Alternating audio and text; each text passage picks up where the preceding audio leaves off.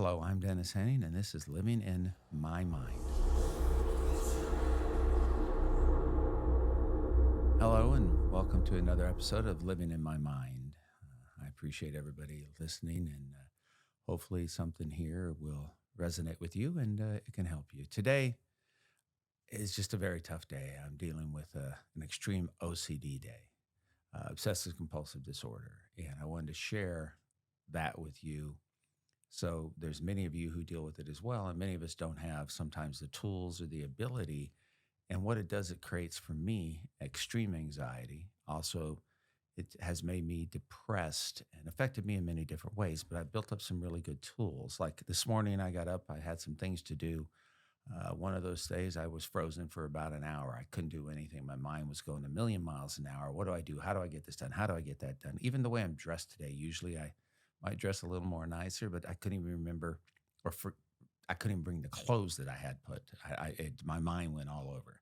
So once I got up and I started doing some things that were positive, then I was able to calm myself down. The one thing I've learned for those of us who deal with this issue is to breathe. It sounds simple, but at the same time, it's doable.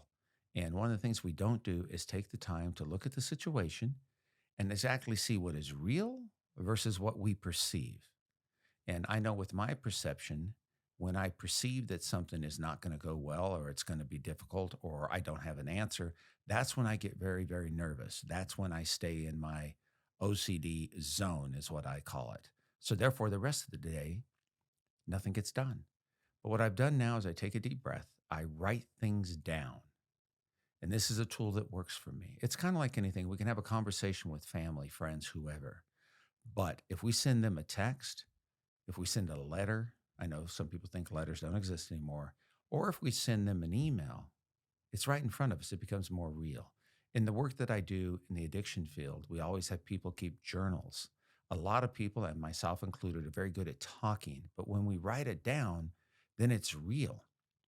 It becomes a fact rather than fictional because a lot of us are great at talking, creating fictional stories, creating personas about ourselves. But what I do is I write down, okay, here's what you're doing today, 1 through 10. Do you start at one or do you start at 10? I start at whichever one to me is the best one for me to start. I used to have these craziness in my head where I'd write a lot of things. I had to go from 1 to 10. It never worked that way. Sometimes you go from 1 to 6 to 3 to 5, whatever. As you can tell, I'm a little jittery because the OCD has been very difficult for me today. But I've been very good at not missing any of the things that I needed to get done for myself and for other people. But the anxiety and fear brought me back to what my past was, how I didn't get things done. So in my mind, I started reliving, I'm worthless. I can't do it. I can't tell anybody because people aren't going to help me. What's going to happen tomorrow? What's going to happen 6 weeks from now? I finally realized when I breathe, I take a look at what's going today and I'm able to do something. I get very obsessed about certain things. In my refrigerator, everything lines up to where the labels are found. In my cabinet, everything. If they don't, then I think to myself, oh, it's going to be a bad day. Now, there's nothing realistic, but in my mind, if I tell myself I will have a bad day rather than slowing down, making sure it is that way, I've tried to get better with that, and it's not easy. The other day, I had to go to a meeting. I left my place. I'm driving, and I'm thinking, something's not right. Something's not right. 30 minutes later, I turned around and went back home. I thought that I left the air conditioner on. Where I live, it's hot as hell, but I didn't. I had to go back to make sure. And then my day felt much better. If I hadn't gone back, the worry and the fear, I would think, oh my God, the house is going to catch on fire. Oh my God, the air conditioner is going to explode. I would always think something more negative rather than positive. But I've learned that I can slow down. And I challenge myself. There's some times where I'm so uncomfortable when I do something that I know is part of ritual. We all have very ritualistic things that we do. I do it with food.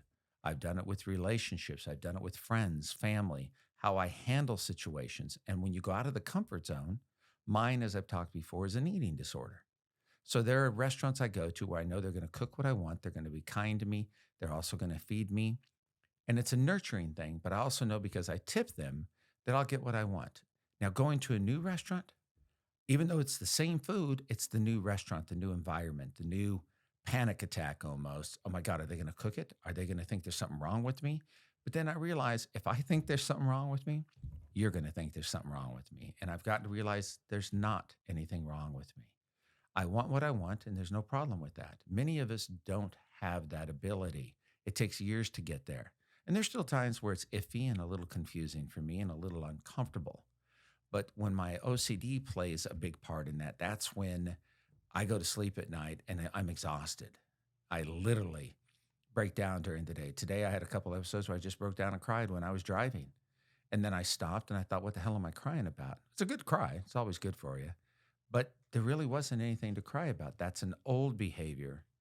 And I realized that, okay, if you slow down, you take a deep breath, a lot of the ways to deal with this. Now, this is for me. Other people have a different way of doing it.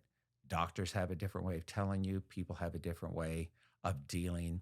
I mean, my clothes, my food, where I park my car, where I put my keys. When I go into my place, if my keys aren't where they're supposed to be, I get panicky. I'll wake up in the middle of the night and like, where the hell are my keys? They are where they are, but I have a dream that they were gone. Even dish soap, it's got to be a certain place. And it's okay to be that way. There's nothing wrong with me. It is who I am. I'm wired a certain way. But when I allow that to affect my relationships, my work, my responsibilities, my personal life, my sex life, my ability to make money, my ability to have friends, the mental exhaustion from a day like today is more exhausting than running 10 miles a day and going to the gym for 2 hours and sitting in a sauna and sweat until I pass out. That's easy. We put ourselves in situations where we already have the answers. What becomes familiar is something dysfunctional, something negative. If we're so used to people telling us, you're never going to be anything, you're never going to amount to anything, you're a loser, you're this or that, you tend to believe it. But then at a certain point, we use it as a crutch. We become a victim of ourselves, not the people around us. Look, those people, it's a lot of noise. They have their reasons, what have you. It's hard if they're your family, you're in a relationship, someone you love, someone you respect, because then it makes us feel really, why am I here? What am I worth? What value do I have? And that obsessive thought is detrimental. It affects us in aspects we don't know, not only our mental health, but physically. Stress does so much to the body, to your heart, to your sleep, to your appetite, to different parts of us. We don't even think about that. I've met people who are so stressed out that they're so intense and they're so tense. They can't enjoy life. They can't have fun because their mind's going all the time. And that's the way I still have moments like that. But I've gotten so much better. I'm not saying I'm perfect. I'm sharing this because I know there's other people like me. And sometimes we don't want to talk about these things. We feel embarrassed that we're obsessive to literally where I live in a very small place and I have socks.